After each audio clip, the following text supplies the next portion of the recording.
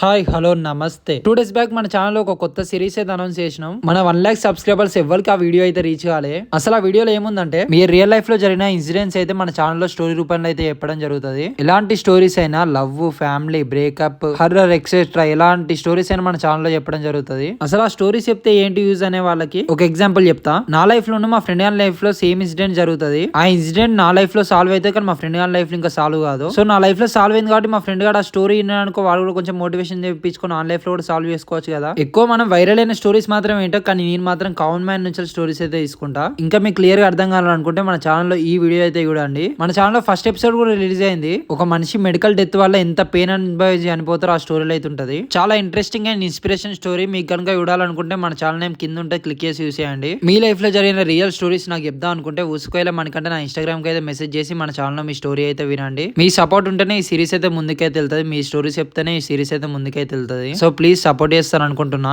Okay, మరి subscribe చేసుకుని ఉంటాయిగా. Bye bye.